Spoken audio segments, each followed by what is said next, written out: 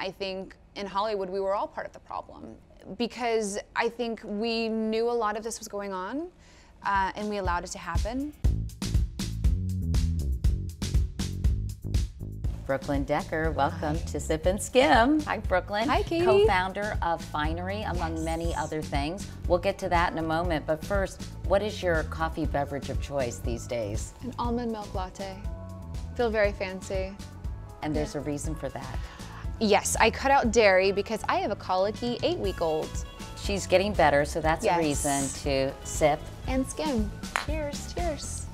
Let's talk about Hollywood in general, because obviously there's this moment happening, not just in Hollywood, but across the country.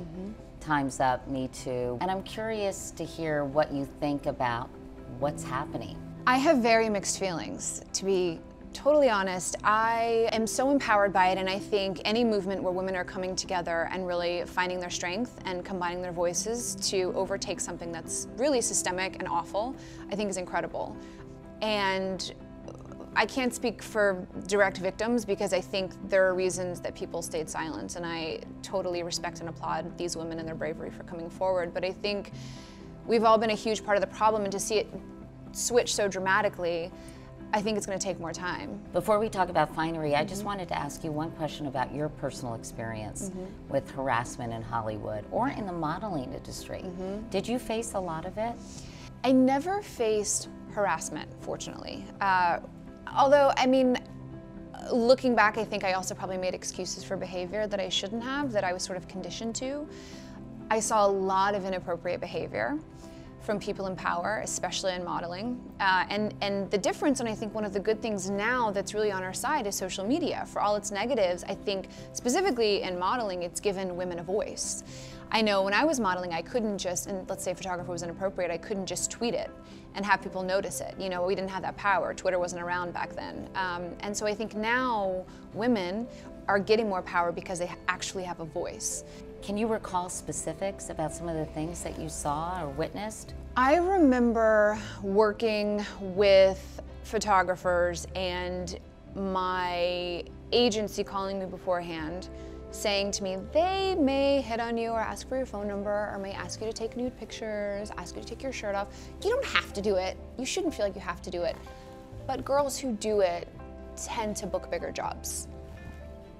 So they left the choice up to you, so you felt like, and then you'd get on set and that's exactly what would happen. So basically no pressure / pressure. No pressure, but it might help. Your choice. Tell me what it's been like getting to know these two legendary actresses, Lily Tomlin and Jane Fonda. It's still intimidating. Because they're so legendary and because I feel like I have known them before knowing them, it's still intimidating. I don't know that I'll ever feel fully comfortable working with these greats because they have been around for so long and they're so accomplished and they're icons, both for like feminists and women and also in the film and television industry. Let's talk about this new project, Finery, which is exciting, I know, for you, and I imagine you're learning an entirely new skill set. Yes. By being a tech entrepreneur. Yes. Where did you get the idea for this? My girlfriend, Whitney Casey, who's my co-founder and CEO, we started thinking about all these things that make our lives run efficiently. And the one thing that we don't have that's mobile and that's actually running efficiently is your relationship with your wardrobe. And I travel all the time, Whitney traveled all the time. We thought there has to be an easier way to manage our stuff. And our stuff is important to us. Women will spend more money on their clothing than their education, which was a pretty shocking statistic, over their lifetime.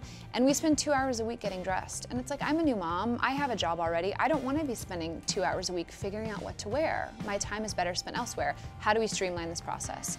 In came Finery. So how does it work? So we get all of your online purchases, we pull them into a wardrobe for you, and then we have a Pinterest-like button. So anything you can Google, you can add to your wardrobe. And then from there you can create looks, create packing lists, we give you wish list notifications on items you want to buy. But right now you just refer to it for ideas. Yes, exactly. And also you have your own closet in there, so you can create looks in there.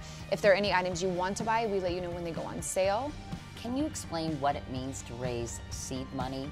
We're not talking about gardening here. We're not talking about gardening. So there's Series A, Series B, seed, and raising at the seed level means that you're a growth stage company. So for us, we're not profitable at this point. We're still growing our audience. We're still growing our website, growing our technology.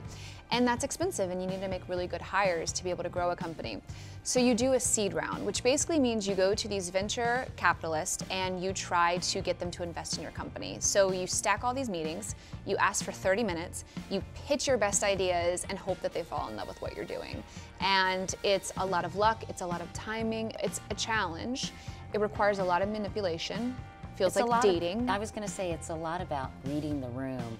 Yes. Having emotional intelligence and the approach and chemistry, Yeah. right?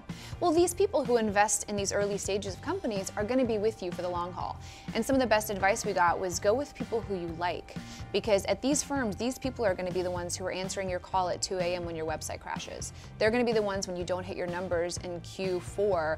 They're there to guide you through that. And so you really need to go with people who you trust, who you think believe in what you're doing, who aren't investing with you because you're the hot deal, but who believe in what you're doing. And I feel like you can really get a sense of that in a room, but it is a challenge. It's a huge challenge. But your latest round, you raised $5 million. $5 million. $5 million. I don't know what happened. We're very excited. Well, let's drink to that. Yes, cheers to celebrating.